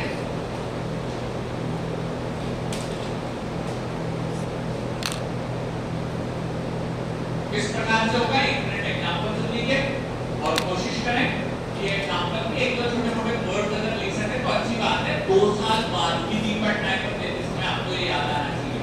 और मैं इस चीज की गारंटी देता हूँ क्या कि जब आज से 3-4 साल बाद जब मान लीजिए आप नाइपर वाइपर से IIT THU से या किसी भी जगह से अपना मास्टर्स कंप्लीट कर रहे होंगे, हो सकता है तभी DI की पोस्ट निकाले,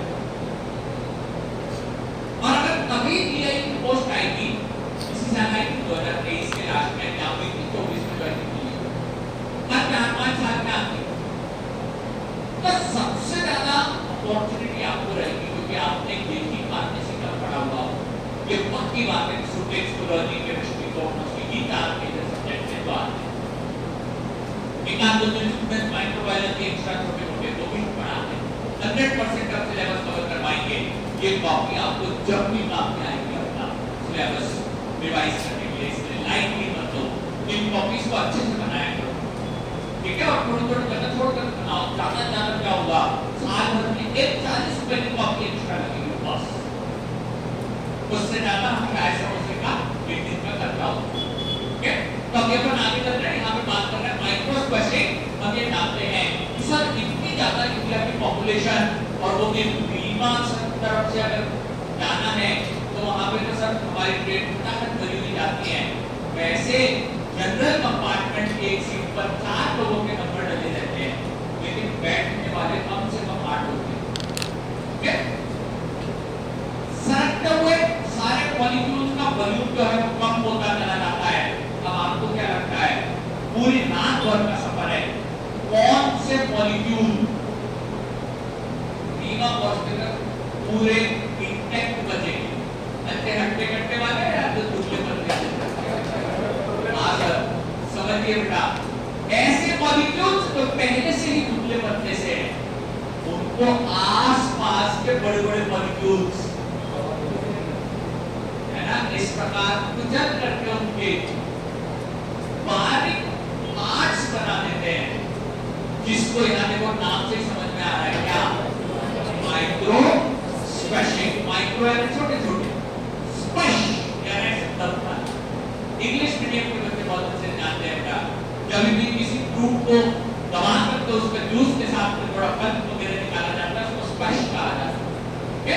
और स्पैशिंग का मतलब होता है उसमें जाने छोटे से मॉलिक्यूल का दब करके और छोटे छोटे पार्टिकल्स में बदल जाना।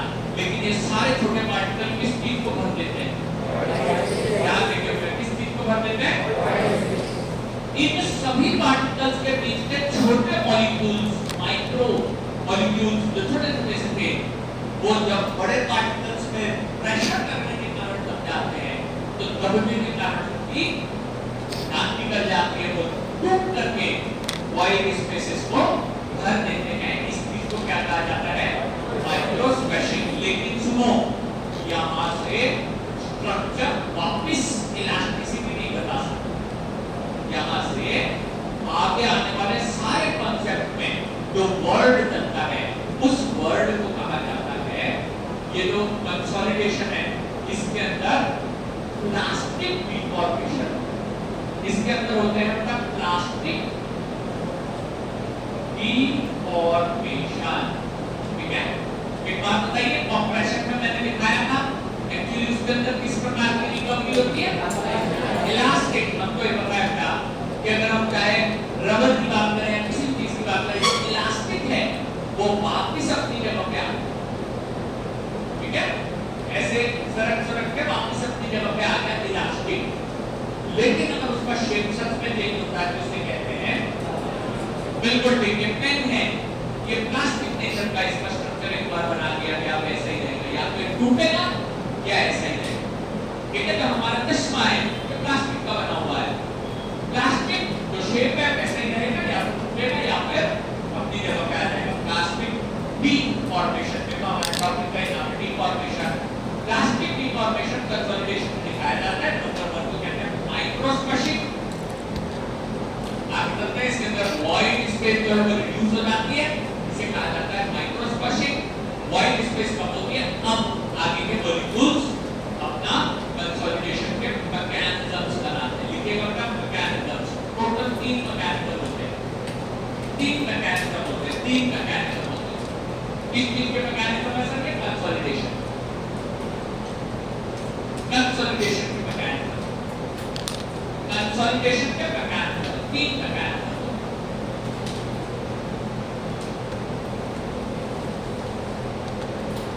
एक छोटा सा स्टार लगा करके डेफिनेशन लिखना, मैं बोल देता हूं।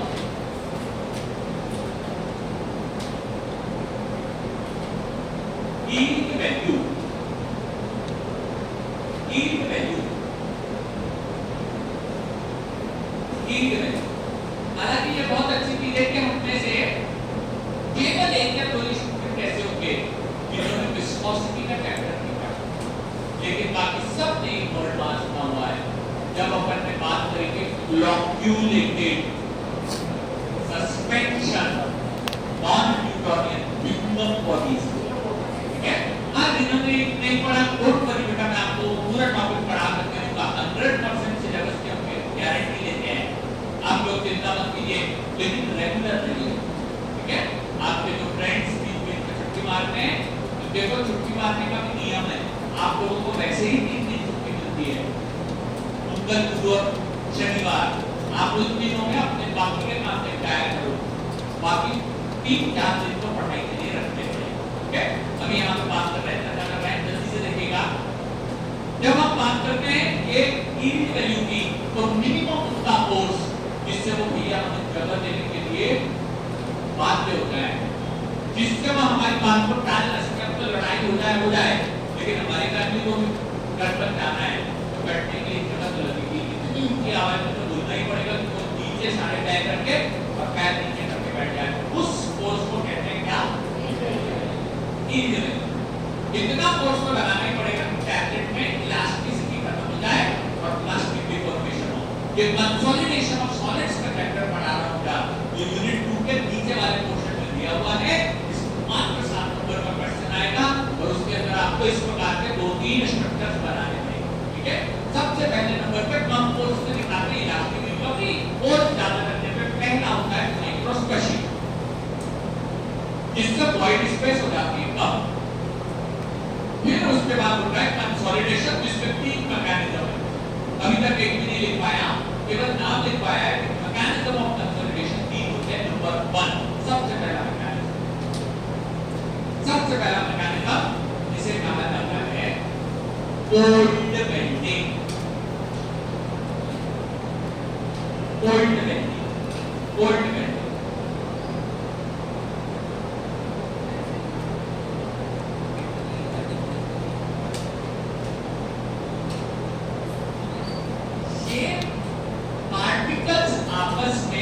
कोहेसिव फोर्सेस के कारण जुड़ जाता है। पुराना वर्ड है, हमने एक बार पढ़ा हुआ है, मुझे बताइए भैया, आंसर होगा 2 अलग-अलग मॉलिक्यूल्स के बीच के फोर्स को क्या है? एडहेसिव। 2 अलग-अलग मॉलिक्यूल्स, एडहेसिव, और समान तरह के फोर्स कोहेसिव। बिल्कुल ठीक है। यहां देखिए शब्द है, एक बार फिर से बताता हूं। जैसे मान लीजिए ये एक कैल्शियम का ग्रेन्यूल है। गुड मॉर्निंग, मैंने पिछले बार पढ़ाया है, ये कैल्शियम का सप्लीमेंट या सोर्स हमें कहां से मिलता है? ठीक बात, चूने के पत्थर से लाइमस्टोन से तो कैल्शियम अच्छी खासी मात्रा में मिलता है, बस अपने को उसकी थोड़ी प्रोसेसिंग करनी पड़ती है। तो ये जो कैल्शियम का टुकड़ा है या कैल्शियम का ग्रेन्यूल है, दूसरा ग्रेन्यूल में जो का कैल्शियम का ही है। अगर हमें टैबलेट बनानी है तो ऐसा हजारों ग्रेन्यूल लगेंगे, किस चीज के? कैल्शियम। और जब तक अपन इसका कोर्स बनाएंगे किसके द्वारा? अंचस के द्वारा जब कोर्स बनाएंगे तो सबसे पहले तो छोटे-छोटे मॉलिक्यूल टूटेंगे और इसको क्या कहते हैं? माइक्रोस्पेसिंग में सबसे पहले क्या होती है? वॉइड स्पेस में इसी चीज के टुकड़े, इनके बीच में थोड़े-थोड़े टुकड़े बन जाएंगे, ठीक है। और ये सारे मॉलिक्यूल कैल्शियम के होने के कारण इनके बीच में कौन सा फोर्स लगेगा? अगर किसी दूसरी चीज के होते तो एडहेसिव फोर्स लगता है, लेकिन क्योंकि सब कैल्शियम के बने हैं या सब पैरासिटामॉल के बने हैं या सब डाइक्लोफेनेक के बने हैं, तो क्या लगेगा? Cohesive forces. और कोहेसिव फोर्सेस के कारण अब भाई अब बहुत हो गए, पंच बहुत प्रेशर लगा रहा है, तो अपने लिए यही जानना चाहिए कि जब कंसोलिडेट होकर के एक टैबलेट बना लेते हैं, ये कोहेसिविटी दूर तक एक्शन नहीं दिखाती। ये कोहेसिविटी केवल तब होती है जब इनके बीच का डिस्टेंस, इनके बीच का पार्टिकल का लेस देन 50 नैनोमीटर हो जाता है, तो ही ये अपने आपस में हैंडशेक्स कर लेते हैं। तो ये कैल्शियम कैल्शियम से बॉन्ड बना लेते हैं, पैरासिटामॉल पैरासिटामॉल से बॉन्ड बना लेते हैं। ये कोहेसिविटी कहलाती है। दूर तक ये काम नहीं करती, इसके लिए मॉलिक्यूल को पास होना जरूरी है और इनको कहा जाता है कि पास होने के कारण कोहेसिव कोहेसिव फोर्सेस में मात्र 50 नैनोमीटर से कम की दूरी होना आवश्यक। पहला मैकेनिज्म कंप्लीट हो जाता है। मैकेनिज्म का नाम है फोल्ड बेंडिंग। ये कोहेसिव फोर्सेस के कारण आता है और इसके बीच में डिस्टेंस 50 नैनोमीटर से भी कम होना चाहिए, ओके। मेरा मतलब लोग जानते हैं, दो लोहे को जोड़ने के लिए जो चीज परफॉर्म करी जाती है उसे कहते हैं, लेकिन उसमें हीट निकलती है, लोहा गर्म होता है, लाल हो जाता है, यहाँ पे कोई हीट नहीं रहती, इसलिए इसे क्या कहते हैं? कोल्ड बेंडिंग, ठीक है। कोल्ड बेंडिंग 50 नैनोमीटर से कम दूरी में होता है। पहला मैकेनिज्म कंप्लीट हो चुका है। दूसरे मैकेनिज्म की बात करते हैं, जिस मैकेनिज्म को कहा जाता है, सेकेंड मैकेनिज्म पे चलते हैं, जिसे कहा जाता है फ्यूजन बॉन्डिंग। उसे कहते हैं फ्यूजन बॉन्डिंग, फ्यूजन बॉन्डिंग।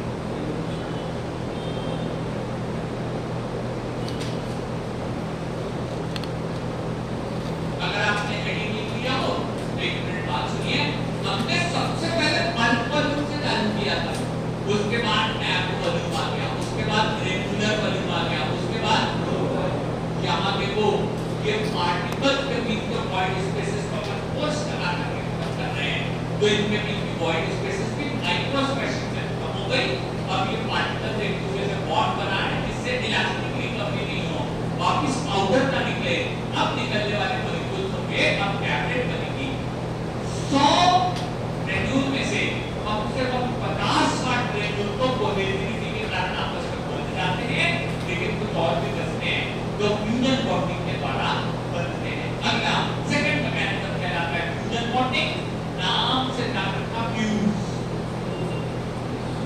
पे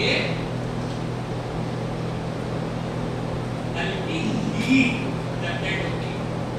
ये हीट लोकल वेंटिंग का नाम है। लोकल वेंटिंग का नाम है। लोकल वेंटिंग। अब ये कैसे होगा 2 मिनट में समझाता हूं, पहले आप इसे लिख लीजिए एक बार।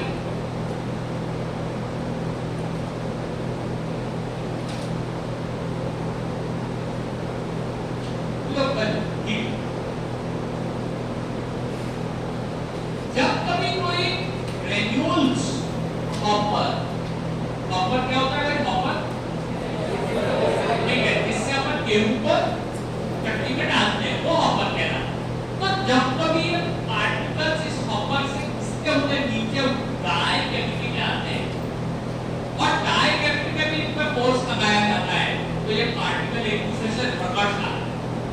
जब ये रगड़ खाते हैं तो वहां पे हीट जनरेट होती है और इस जनरेटेड हीट के कारण कुछ मटेरियल ऐसे होते हैं जो लोकल वेल्ट हो जाता है, पिघलने के कारण। लेकिन बेटा हीट हमेशा एक ही जगह नहीं रहती। आप लोहे को लाल हॉट कर दीजिए, 5 मिनट में ठंडा होगा। आज का काम टाइम नहीं लेती, रेडनेस तो पूरी खत्म हो जाती। यहाँ भी क्या होता है, ये लोकल वेंटिंग के कारण ये दोनों ग्रेन्यूल्स आपस में इस प्रकार वेंट होकर के चिपक जाते हैं और फिर हीट इस तरीके से दूसरे लोगों को मिल जाती है, दूसरे मॉलिक्यूल को मिल जाती है, तो उसके कारण ये यहाँ पे इस प्रकार फ्यूजन बॉन्डिंग होती है। बहुत आसान है, आजकल के यूथ के लिए बहुत कॉमन सी बात है कि सर हमारा चार्जर बिगड़ गया था, उसकी कॉर्ड बिगड़ गई थी, हम सुधरवाने गए। या फिर सर हमारे ईयरफोन खराब होगा, जब सुधरवाने गए। तो मुझे ऐसा लगता है कि काफी सारे लोगों ने वो जो भैया सोल्डरिंग करते हैं ना, वो वाला मैकेनिज्म देखा होगा, उनके पास एक गर्म पेन जैसा प्रोजेक्ट होता है जिससे वो तार को जोड़ने का काम करते हैं। उसमें क्या चीज इन्वॉल्व होती है, और शायद आपने देखा होगा कि अकेले उससे काम नहीं चलता, बाजू में एक छोटा सा वायर, ठीक है, तार जैसा छुआ रहता है, उसको हल्का सा टच करते हैं, वो पिघल करके इस पे आता है और फिर उससे धागा लगा देते हैं फ्यूज। वो वायर फ्यूज का वायर। सुनो, आजकल शहरों में तो सब जगह लग गई है एमसीबी, लेकिन हमारे खेत में गांव में अभी भी फ्यूज का वायर है, ठीक है। अगर वो फ्यूज का वायर गरम हो जाता है, पिघल करके अलग हो जाता है, हमारे मोटर को बचाने, मोटर खराब नहीं होने देता। तो याद रखना, फ्यूज, हीट, बॉन्डिंग, ये तीनों चारों चीजें किससे रिलेटेड है, हीट से रिलेटेड है। और ये दूसरा मैकेनिज्म है, 100 ग्रेन्यूल्स में से 50-60 तो पहले बाइंड हो चुके थे। मैकेनिज्म का नाम क्या था, कोल्ड वेल्डिंग। बाकी 20-25 मॉलिक्यूल इस प्रकार से आपस में जुड़ गए। नाम पढ़िए सेकंड मैकेनिज्म का, फ्यूजन बॉन्डिंग। इसमें क्या इन्वॉल्व है, ठीक है, फ्यूज से हीट को याद रखना। और ये हीट लोकल वेंटिंग के कारण आती है, तो पार्टिकल्स रगड़ खाते हैं। क्यों? अब जब भैया उसको दबाया जाएगा तो पार्टिकल्स एक दूसरे से रगड़ खाते हैं, जिससे थोड़ी हीट जनरेट होती है और मॉलिक्यूल्स ठंडे होते से ही एक दूसरे पे जुड़ जाते हैं। फ्यूजन बॉन्डिंग लास्ट मैकेनिज्म में चल रहा है, सबसे आखिरी मैकेनिज्म है, तीसरा मैकेनिज्म इसको कहा जाएगा। वो मैकेनिज्म बता चुका हूं, तीसरा मैकेनिज्म से कहा जाएगा। और तीसरे मैकेनिज्म को अपन कहते हैं क्या, ये कहलाता है हमारा सॉलिड ब्रिजिंग।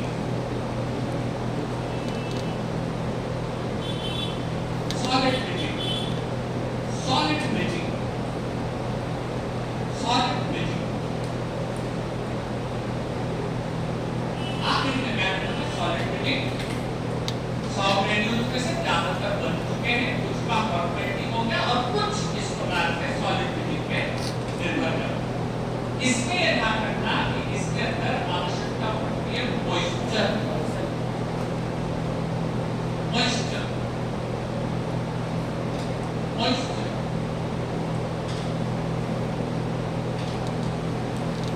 ये कहां से आती है, ये आती है हमारे mind binding solutions. Binding solution.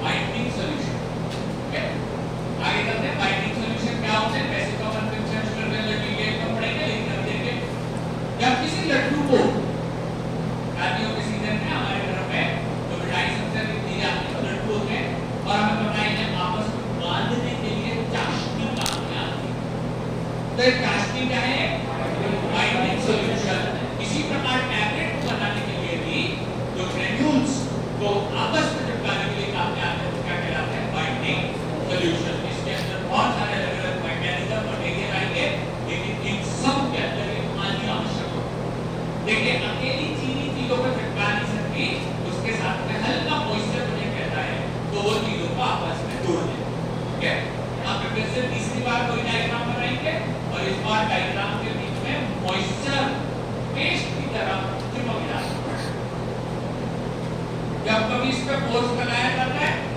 तो ये मॉइस्चर यहाँ पे प्रेजेंट होने वाले छोटे-छोटे शक्कर के मॉलिक्यूल्स तो आपस में जोड़ करके अच्छा खासा पेस्ट बना देती है और इस प्रकार ये मॉइस्चर ब्रिक बनाने के लिए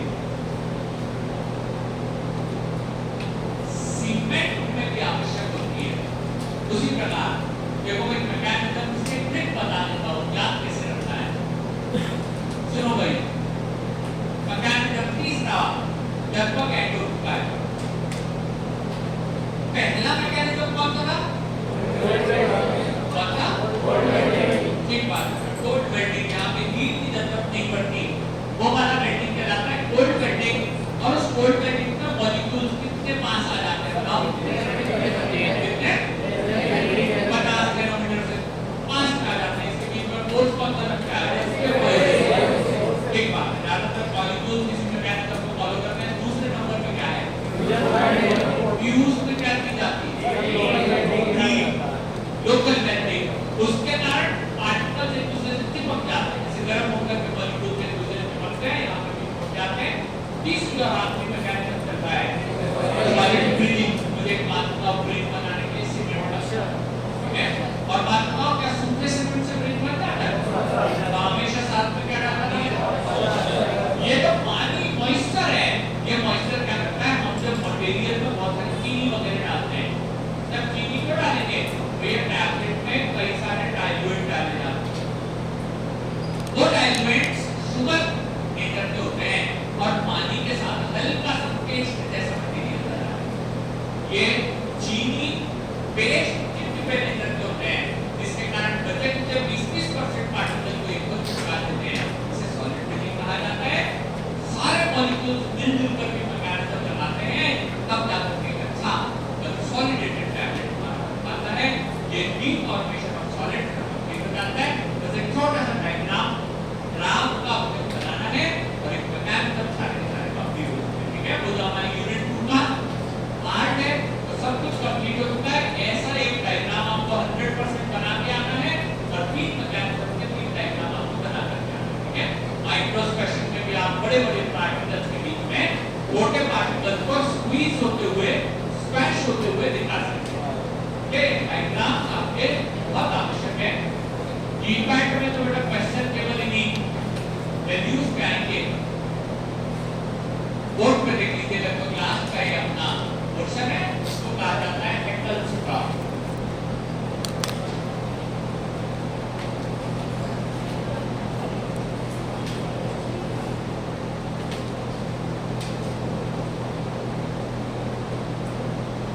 इसे कंप्रेशन फोर्स या प्रेशर कहा जाता है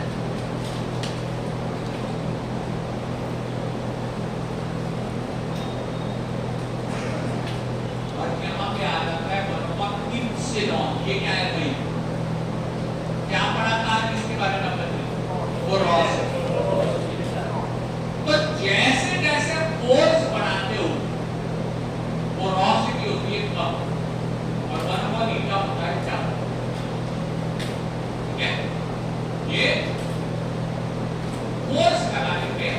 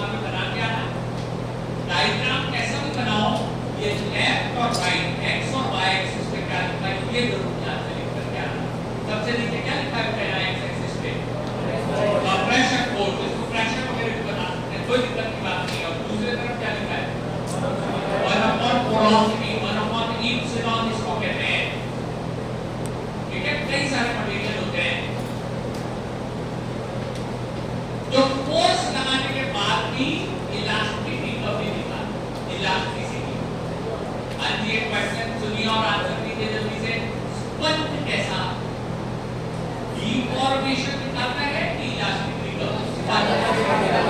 क्या? करेक्ट बात है।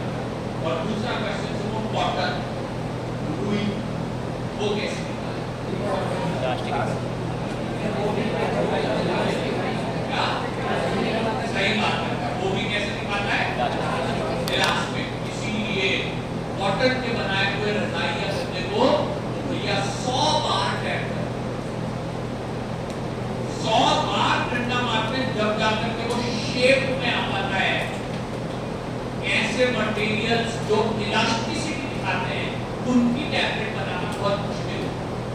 ठीक है, एक स्टार लगा करके पॉइंट लिखेंगे, एग्जांपल ऑफ मटेरियल्स, स्टार लगा करके पॉइंट लिखेंगे, एग्जांपल ऑफ मटेरियल्स। बेटा वी नो जो चीजें हैं ये सीधी लाइन में चलना है, एक दूसरे के पैरेलल में कहीं क्रॉस नहीं करते। ओके, कुछ बच्चों के डायग्राम देखे तो मुझे लगा बोलना आवश्यक है। क्या स्टार लगा करके अपने को पॉइंट लिखना है कि example of materials which resist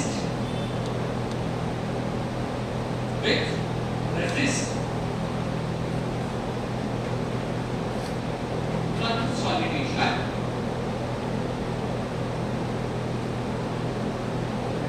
and show यानी दिखाना elastic recovery and show elastic recovery। Number 1 पहला एग्जांपल इसी में बस एक एग्जांपल है, एक दो एग्जांपल लिखना है। पहला एग्जांपल लिखिएगा एस्प्रिन, पहला एग्जांपल लिखिए एस्प्रिन, एस्प्रिन। ठीक है, दूसरा एग्जांपल लिखिए सेल्यूलोज, सेल्यूलोज, सी से स्पेलिंग याद होगी, सेल्यूलोज।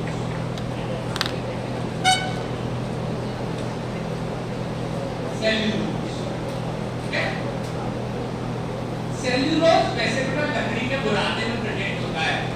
लकड़ी के बुरादे को अगर आप कंप्रेस करने जाए तो आसानी से कंप्रेस नहीं होगा।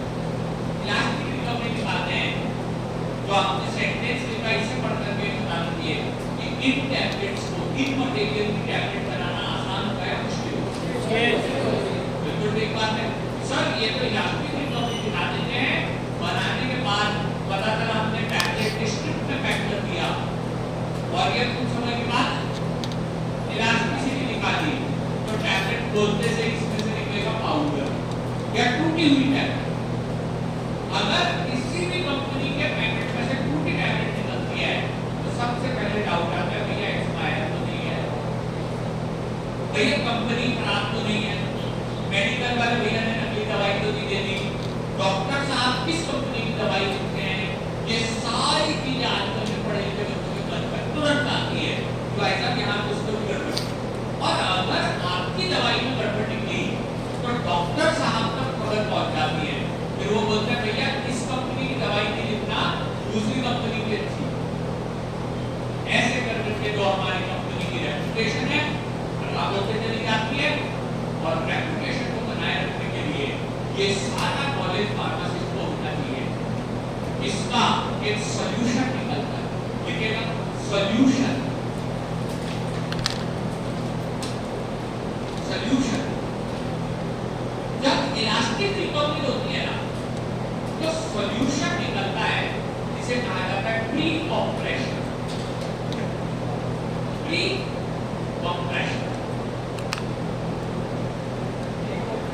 Pre compression, pre compression. अब इससे क्या होता है देखो, आपको मैंने जैसा कि अभी कॉटन वाले रुई वाले एग्जांपल में बताया कि भैया होता क्या है, उसे सिलाई करने से पहले भैया बहुत बार पीटते हैं जिससे वो बार-बार कंप्रेस करके उस चीज को अपने स्थान पे ले आते हैं। हमारी मशीन में भी क्या होता है, एक बार अपन उसका वॉल्यूम कम करते हैं कंप्रेशन और दोबारा फिर से थोड़ा ज्यादा फोर्स लगाते हैं जिससे हो जाता है कंडीशन ऐसे टाइम पे 2 बार फोर्स बनाए जाते हैं, पहली बार हल्का सा प्रेस करने के लिए और दोबारा ज्यादा कॉम्प्लिकेटेड प्रेस करने के लिए इसका उपयोग किया जाता है। अगर आप ऐसे मटेरियल को एक ही बार में बहुत सारा फोर्स दे दोगे तो वो मटेरियल बोलता है नहीं मुझे कंप्रेस नहीं होना, मेरे लायक भी काम नहीं है, मैं टैबलेट नहीं बन सकता, मैं पाउडर ही अच्छा हूँ। ठीक है, स्प्रिंग जैसे टैबलेट स्पेस बनाने में थोड़ी सी असुविधा जाती है। हबल्स लॉ ये कहता है कि प्रेशर बढ़ाने पर पोरोसिटी कम होती चली जाती है। कुछ मटेरियल की अचानक डायरेक्ट लीनियर ग्राफ आता है, कुछ मटेरियल के केस में ये थोड़ा बिहेवियर इसका अलग है। ठीक है, तो साथ में बेटा हमारा यूनिट 2 का सेकंड पार्ट जो विस्कोसिटी के साथ चल रहा था वो कंप्लीट हो चुका है। कुल 5 यूनिट में से 2 यूनिट कंप्लीट हो चुकी है, विस्कोसिटी कंसोलिडेशन और माइक्रोमैग्नेटिक्स। इस प्रकार के 2 बड़े चैप्टर आपके कंप्लीट हो चुके हैं। आपके चैप्टर्स बड़े छोटे हैं, उनको साथ ही साथ पढ़ाते हुए चले जाएंगे। आज की क्लास क्वेश्चन होगा कर सकते हैं। स्टेप 1 था मैकेनिज्म 3।